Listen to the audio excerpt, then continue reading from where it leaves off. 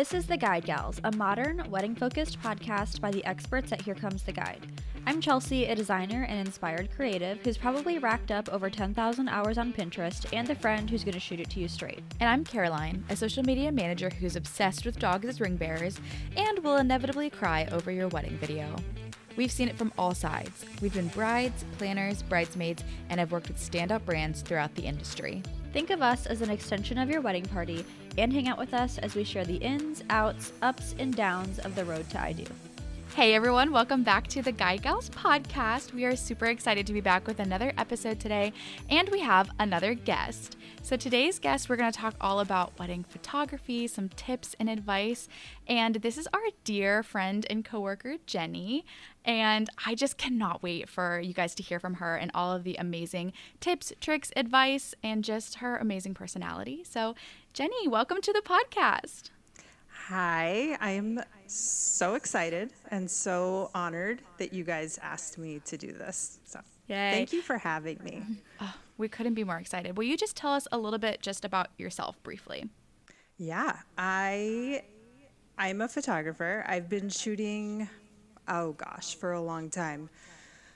Probably got started in 2008 and lived in Los Angeles, shot a lot of my daughters growing up and documenting their lives, and then also shot a lot of weddings down in Los Angeles, and then moved away from LA during COVID, and in that time joined working with Here Comes the Guide, and then also just recently have kind of stepped away from wedding photography, but I still love everything about it and spreading knowledge about it because it's a beast. So Yes, there's a lot that goes into wedding photography for sure, and we're really happy to have you here to talk about it. Caroline and I bring up photography and videography, any of the media that goes into weddings all the time because we're pretty obsessed with it. So we're so happy that you're here.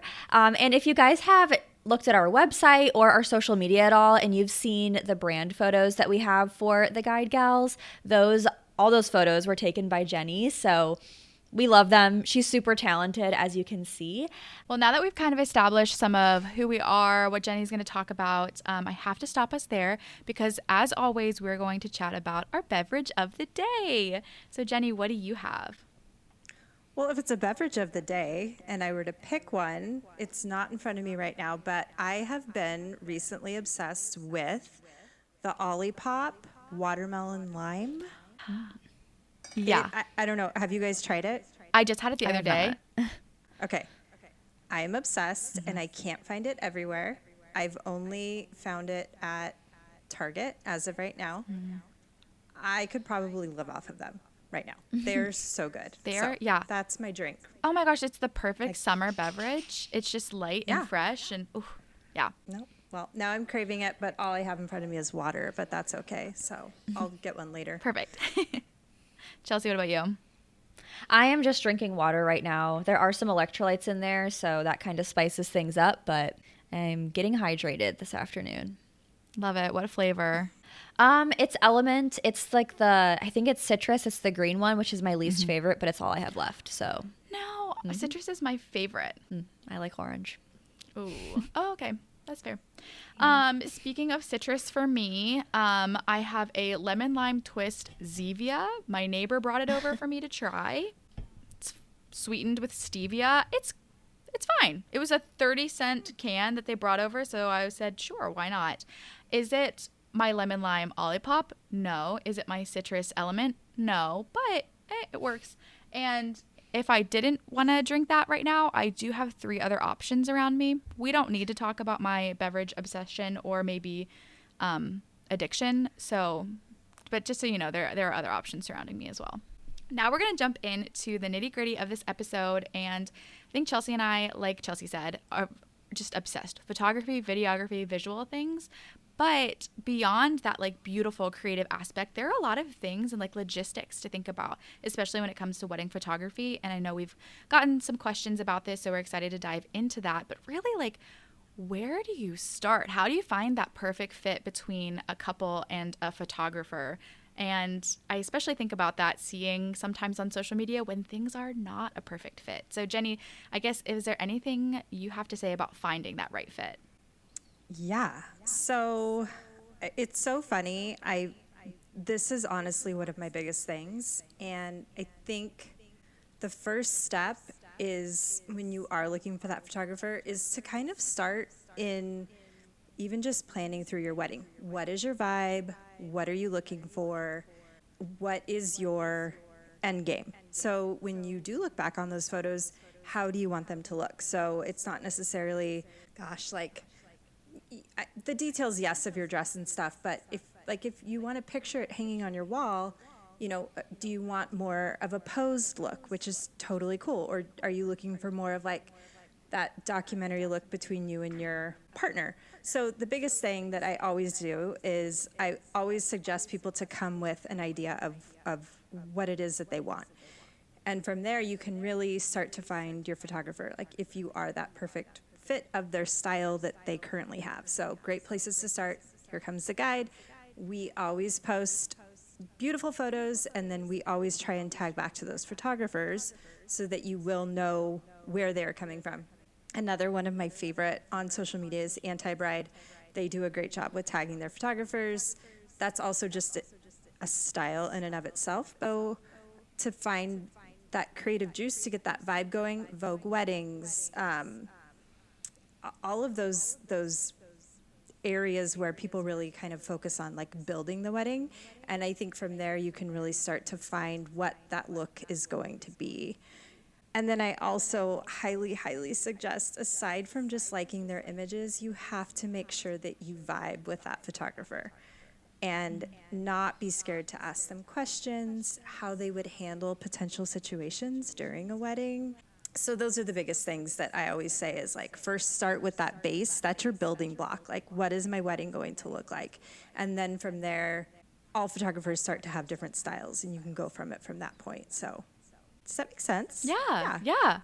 I think Okay. I really like that Yeah. point that you made too about like I think it makes a lot of, you're spending so much time with a photographer on the day of your wedding. They are going to be there for like really intimate moments, and so you want to make sure that that person like can vibe with you and can get not just from the photography standpoint, but I think personality wise, I think that's a good No, point.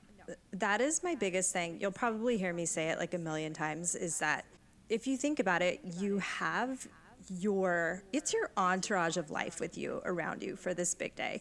So if you invite someone in who's going to be capturing this and creating this and they don't vibe with you and they don't understand who you are and who your people are and they're, I don't know, like just standing there, they're not going to be able to capture those parts of you that are so important. So that I can't express it enough. Like you're pretty much finding a friend for the day that's going to come in and like mold with your people. So you got to like your photographer.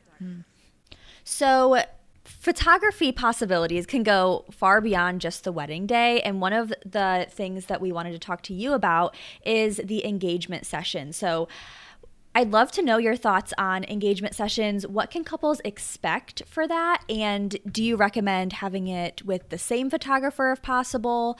What are your thoughts on all of that? Here's my thoughts. I am a huge proponent of engagement sessions. It sets the stage for your photographer to get to know you. It's a time for bonding. It's a time for them to understand not only how you and your partner look behind the camera, but it also allows them, I mean, honestly, the amount of people that shoot digital, so it will already give them a sense of how to work with you and your images post the wedding. So editing wise, like they'll already have an understanding of skin tone and all those different things, which come into a huge play as far as like, getting all of your colors right when you go into editing. If you already have like a base of, like, oh, this is pretty much going to work for them, that is huge. The other thing is that it's a time for you to really build a rapport with them. So when they arrive on your wedding day, you're not introducing yourself to them for the first time or really getting to know them. I've done both. Personal, like I have showed up and people have been like, oh, I already had my engagement photos done. It's like, great, awesome. And I show up on the day of the wedding and I'm meeting the bride or the groom for the first time, which for me, it's awkward. I'm not gonna lie. It's like, oh, hey, I'm here to document your most important day. We haven't met. Like, hi. Like, it's a lot. I love hearing your perspective on that. And I've always thought it'd be, great to have the same photographer for your engagement photos and your wedding photos, mainly for the reason that I'm like, oh, it'll have the same style. All your photos will match. But all of those things that you mentioned, I think are far more important than that. I never would have even thought about like the skin tone stuff that you said, like them having a great idea of like a base of where to start the editing process. So yeah, that's a really great perspective. I mean, it's really huge. I can't tell you how many times like even like little tiny like inside jokes that you'll end up making while you're shooting, that type of thing, so that when you do show up on that day, I mean, and I'll go into this later, but as far as like when I am shooting, like when I'm doing an engagement session, I'll always end it with a question of like, okay, like I want you to remember this, think of this question, and then that question we come back on the wedding day and we answer it. So it's like from that point to that point. So it's an extension of the wedding. I always think like it's just that first step. So I really would not, I wouldn't skip it. Don't skip it. Yeah, I love that. And it really will likely set the couple up for being really comfortable and at ease right away with the photographer on their wedding day, which would just 100%. make for better photos. Yes. Another question I had for you has to do with a shot list. So I know a lot of photographers, or maybe not a lot of photographers, I've heard of people maybe going on Pinterest and pinning photos that they like or creating a shot list with special requests and must-have photos. Is this something that's helpful to you or that you ask your couples to provide? It's interesting. I feel like it kind of goes back to, knowing the style of your photographer. I did have one client that was like, oh, I really wanted this. And it's like, well, I don't shoot that style. Like, it's kind of like, why'd you pick me? So yes, it can be helpful. I always preface like, look, I didn't shoot this, so you need to understand that this is somebody's completely different art. I can get close and we can get there. So those are always good. I always look at it as like if you go in to get your hair done by a hairdresser, like just because you like how someone's hair looks on someone else doesn't necessarily mean it's going to look that way on you. So grain of salt if you do end up, sending or, pinning stuff. The one thing that I really would suggest as far as like building out a shot list is I, as a photographer, I always send over a very detailed questionnaire a month before the wedding. And then I require it to be filled out a week before their wedding. And at that point, I always ask, like, are there special dynamics for people coming to your wedding? Mom and dad or aunts and uncles or anything like that that I would need to look out for.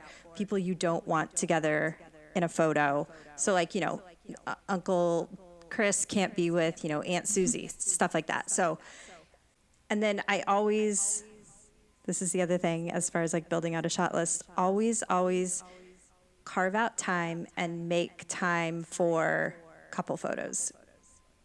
After the wedding, I can't stress it enough. If it's either during cocktail hour or during dinner, take that time, let your planner know in advance. Don't tell them during the wedding or during dinner, like, hey, we're going to run away with the photographer. They need to know that it's going to happen. And just take that time. That is one of my biggest tips. The edge of the wedding is off. You're excited, and it leads to the most beautiful images. So that's my spiel on that as far as building something out. Yeah, that's really great. And I love that you say like that goes along with those first things that we talked about picking your photographer. You can't pick a certain photographer that has a certain style and expect them to do maybe the exact opposite of that. It's just not going to happen. And even if they try, it's probably not going to end up being that way. So of course you want to pick a photographer because you like the work that they do. But I love that you touched on carving out that special time for couple photos. Do you have any other thoughts for logistics of the wedding day? Caroline and I talk a lot about planning and timelines and all of that stuff. So aside from maybe those couple photos, you know, right after the wedding or during cocktail hour possibly, are there any other logistics for the wedding day that you swear by? 100%. So the other thing that I always, and I mean, it's different for different people. Some people will be absolutely not. Before I try to get, and this is, if they don't mind seeing each other before the wedding, I always try and clear out extended family portraits and all of that before the wedding. After the wedding generally tends to be a hot mess. It always is. Everyone's excited. Bridal party tries to sneak off to the bar. There's always someone that's like, maybe they've had too many already, and it turns into a mess. Or, because all the guests are there, so then it's like, oh, I haven't seen them in forever, and then that person's off. So I always try to tell them, if you can get your family there, and even if you don't want to see each other, just do just the bride's family first, and just, or whatever. Just try and get that out of the way before the wedding starts. I feel like it ends up being one of the biggest headaches. The other thing, so when I do send over that detailed questionnaire, it pretty much, based on the questions that I ask, it pretty much helps me build a timeline. I will submit that back to them and let them know, look, this is the best timeline that I think that you're going to be able to achieve based on whether or not you're doing a first look, but based on, your cocktail hour or how long your wedding's going to run and all that. I will give that to them. I'll request the information for the planner. If there is one, I'll give that to the planner, and then I'll say, I'll mark my things. Like, these are the areas that we have to fit in based on the planner and, where I would be in the timeline. So fitting in those little tiny things, so like family photos or stuff like that. So yeah, that's really great. And I know weddings and, any kind of big celebration like that, the time can really just start slipping away like quicker and quicker, especially if, there is an open bar. So having those things like laid out in a nice timeline is essential, I think. Yeah. And then I always let them know. So I'll always ask for a point person as well. So whoever that is, I always tell them, like, this person needs to know who everyone is that's on this list. I'll always have, I always request a family list of friends and family that you want to make sure that you're getting, I want mom, dad, cousin, aunt. So anyways, so then I'll have them, I make sure that they put the names in there. So then I'll always ask for a point person so that when those photos are being taken, it is like rapid fire. Like, look, you have to be in line. You have to be getting ready to go type thing. So yeah, and I feel like that kind of leads into the next set of questions that I have, really like on the wedding day. So you are taking these photos. You've already talked about that timeline and kind of how some of these things kind of get worked in. But I guess it depends, I'm sure, on your style. Like, I guess that's my first question. Would you describe your style as more of that, like, you're capturing candid moments, maybe things that are more editorial, or I don't know, how would you describe your style? my style is very much documentary, which when I started doing this, I was like, oh, this really sucks. Like, I don't want to take family portraits, I don't want to do that staged. So, but I had to hold back. I had to pull back and be like, okay, look, like a grandma or an aunt, like they want those. Like it's very traditional. It's very old school, but at the same time, like, you want that. So I had to change my thinking in that like, look, those have to be done, and they don't have to take a long time. They can be fast. However, I always make sure that my couples know, like, beyond, like, I will obviously take those traditional portraits, but other than that, I'm very, very pretty much all documentary. So I let them know, like, posing is very minimal as far as just like, to get the right light. Other than that, you're communicating, and so it's just, if that makes sense. For sure, yeah. And I think that's one thing that I've always been interested in, because the stage photos, I think you're right. Like, sometimes they are just necessary to get quickly get the family into a picture, capture that moment, and yeah, try to make it as smooth as possible. But then I guess, and when we're thinking about the couple, if they are not people who are very used to being photographed, and they still want to capture that, like maybe your documentary style, but maybe don't feel as comfortable in front of the camera, what are some ways, like especially on a high stress day, like to make them feel at ease and get ready for some of those photos? So my favorite thing, my husband bought it for me. He's also a photographer. It's called Super Feel for photographers. It's called Super Feel. It They created these little tiny books, and I think you get like a pack of 5, I think.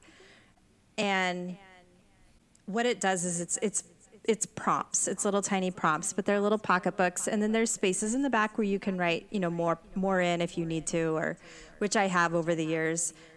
And it's honestly, if anything, it was just kind of like a starting point for me to where it was they were teaching me how to interact with these couples in that way. So it's little questions like, you get your lighting perfect and you have them stand there and it's asking them a question like, okay, look in each other's eyes. Like, I want you to tell the other person where you see yourselves 5, 10, 15 years from now.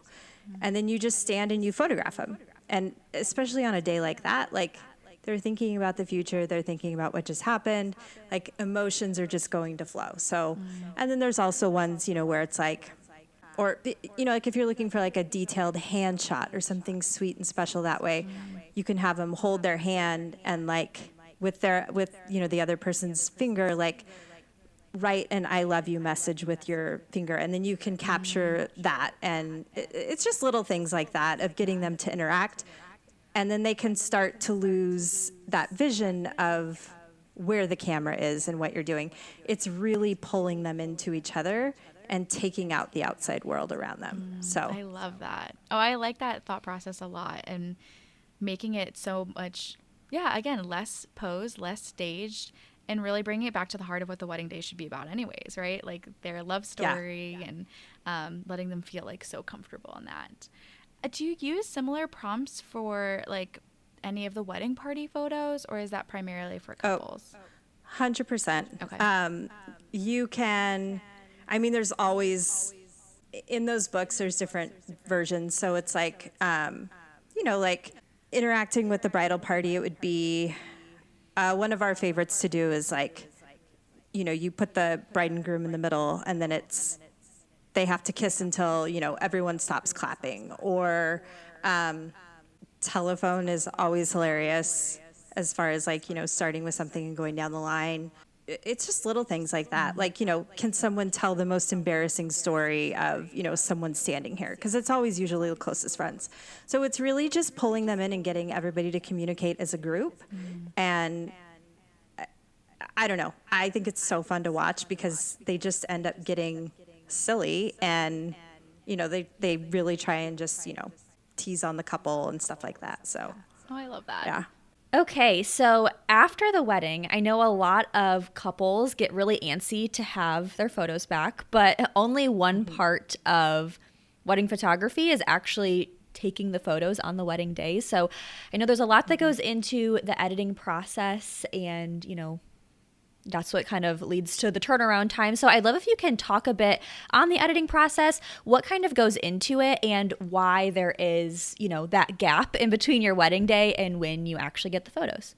Yeah. So the first thing I would always tell, if someone was, having a wedding, I would always tell them to tell your photographer, and don't be afraid to ask. Just say, hey, like before you sign your contract, if it's not in the contract, is there any way that I can get maybe like 10 images before the full delivery? Just because that's something that, you would want to share. I always do it. I always try and turn around within the next day or 2 days after, depending if I've traveled, to where it's always like, hey, here's like 10 images of like, obviously it would be like, I always try and do a ceremony shot.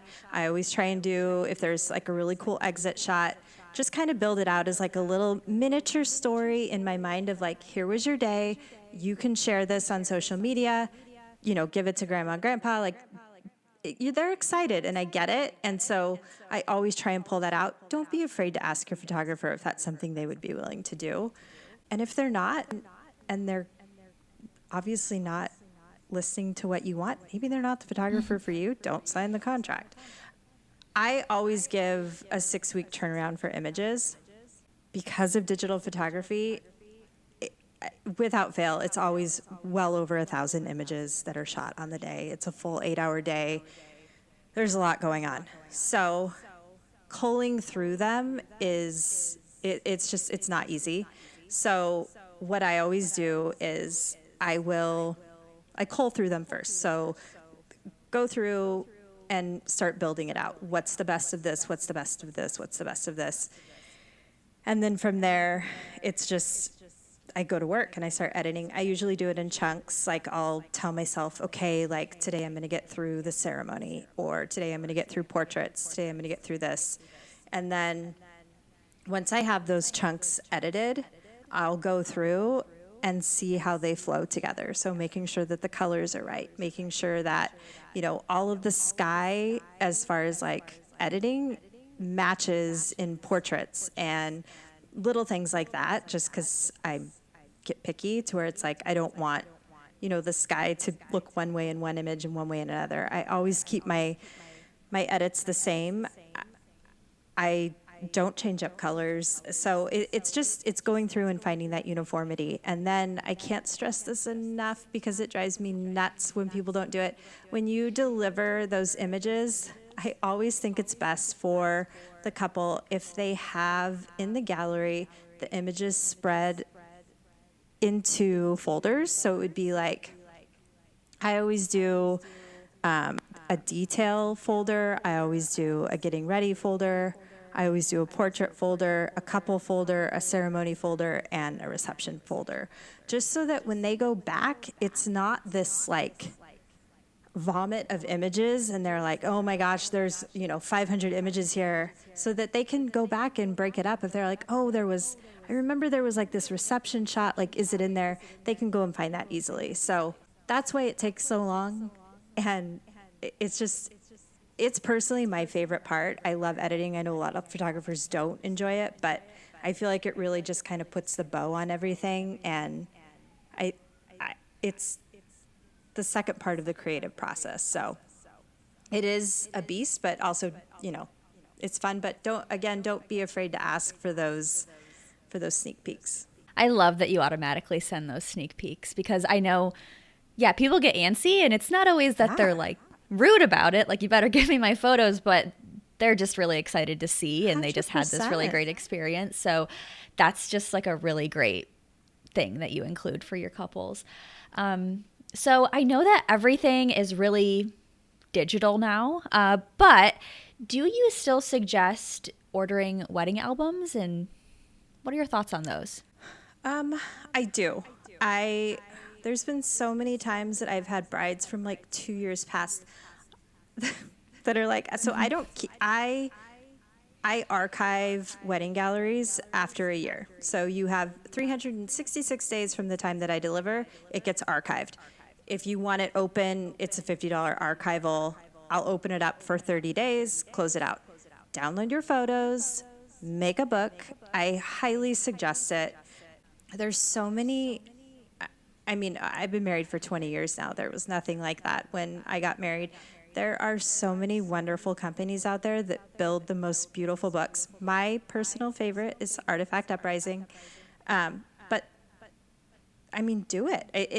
It's so worth it to actually have the prints. I think just in general in life, we have so many prints of our daughters growing up. I mean, we have hundreds of photos that we've printed.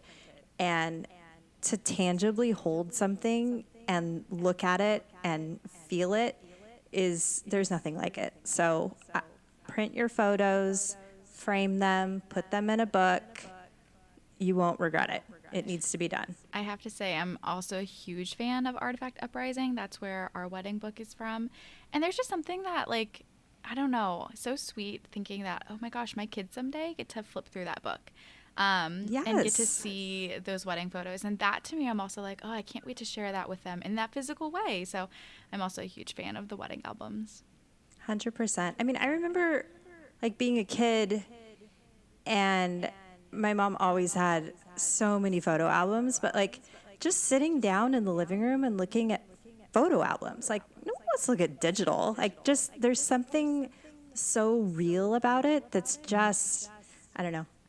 I don't know. I love it. Print them. Print them all. Okay, Jenny. So we do have to ask. We talk about budgeting a lot over here, and it's so important.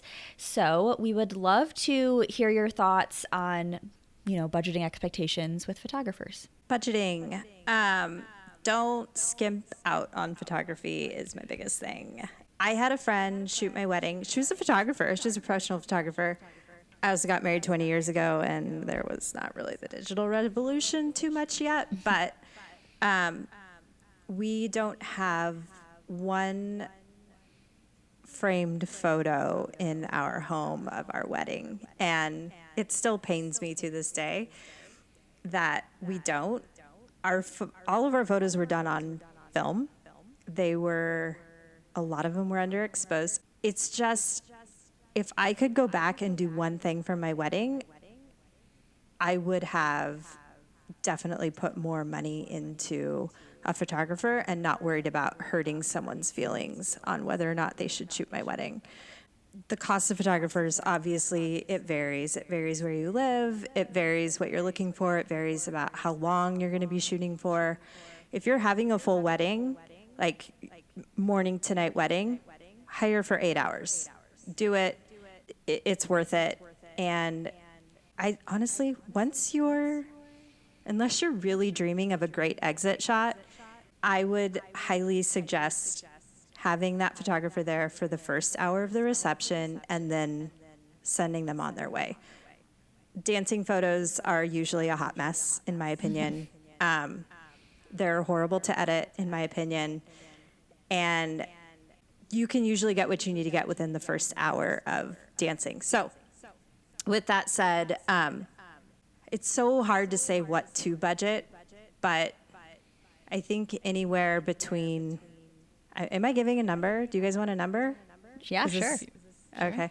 I would say, depending on where you are, anywhere between 3 to 8 is where you should probably be sitting. And as wonderful as it is to have somebody be like, oh, like, I really want to get into wedding photography. I'd love to shoot your wedding. I'll do it for $1,000. Just say, hey, that's so sweet of you, but I think we're going to have to go with someone else. And if you can't tell your friend, contact me and I will tell your friend for you. So it's just plan on budgeting a good amount of your budget. I feel like should be placed towards wedding photography. It's the one thing that you're going to have left to remember of that day. And I just don't know why you wouldn't. I don't know. Yeah.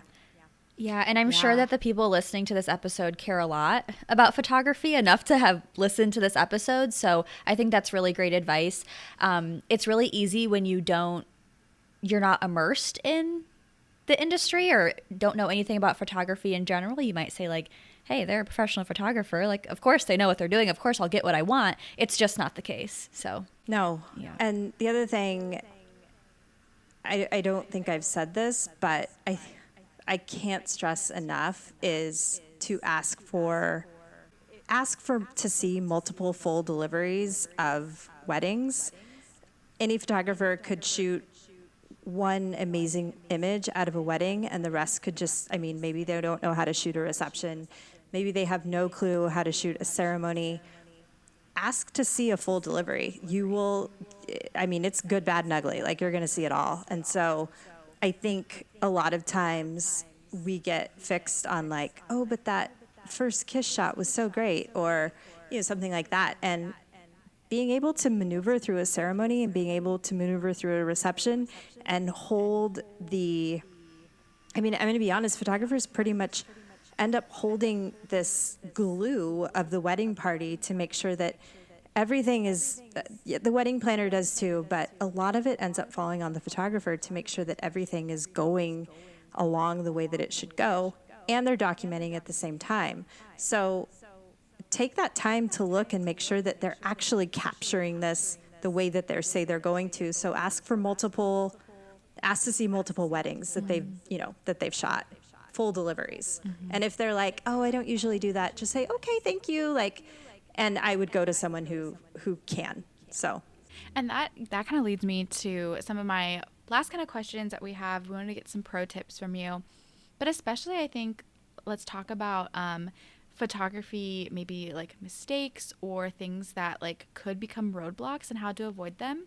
And the reason I'm asking again and you can reiterate something you've already said, but the reason I'm thinking about this is I've seen all over TikTok this large debate between a bride and their photographer, and how the bride didn't get what she wanted. The photographer was very clear about the style, and it just felt like so many communication pieces were missing, and it was just sad for both people. It was sad on all accounts that like what happened ended up taking place. But are there any things you think that either couples or photographers can do to avoid something like that?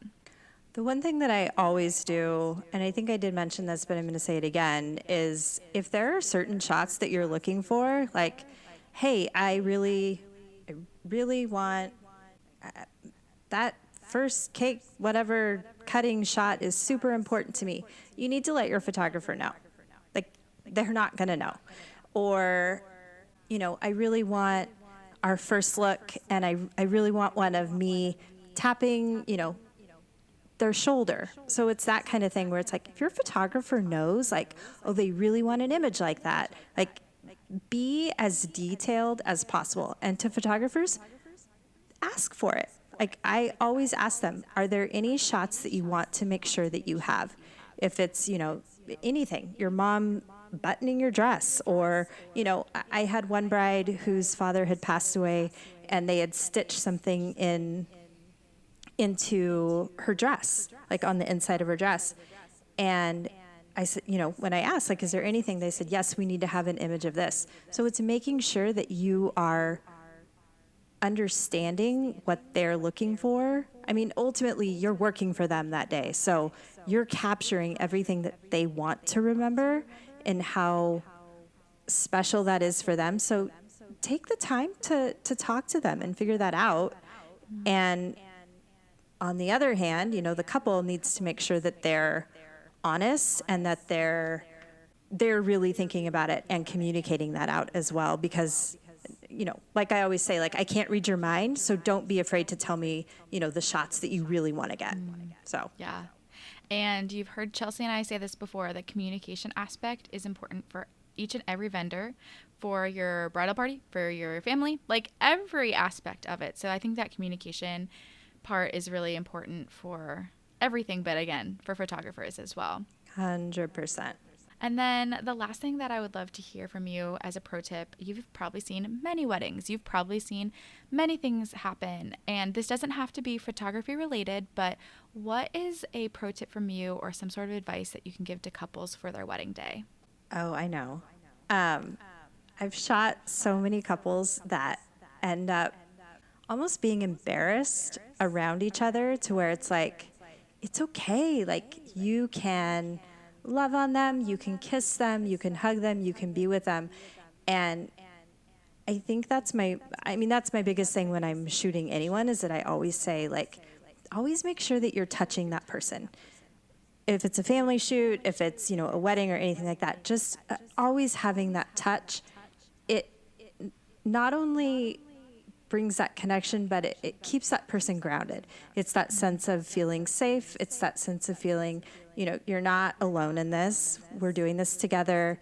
And it builds that safeness and that connection. Don't be afraid to kiss. Like, there's been couples that we've shot where it's like, oh no, like, it's okay. Like, you love this person. So that's my biggest thing, I think, is not worrying that the photographer is going to judge you or, anything like that. So just be okay to be yourself and have fun and let go, because it always comes out better in the images if you're just comfortable. I love that. This is such a good episode, and I think there are so many takeaways that we have from this. The communication aspect, finding that perfect fit. Of course, there are all the logistics we talked over too, timeline, budget, and what have you. But in case anyone missed any of those things, make sure you refer back to the show notes because there are so many things that I think are so important when thinking about the photography aspect. So thank you so much, Jenny, for giving us all of that amazing information. Thank you, guys. I'm so excited to hear it, and I don't know. I'm just happy that you guys are doing this. I feel like it was definitely needed, just in general. So you guys are the best. Yeah, Jenny, we're so excited that we got to have you on the podcast. Like I said, we got to work with Jenny for our brand photos, and it was so much fun. She did such a great job, and she did a great job making us feel comfortable in front of the camera. I know Caroline's a little bit more of a natural, but I clam up a little bit. So yeah, she's so great.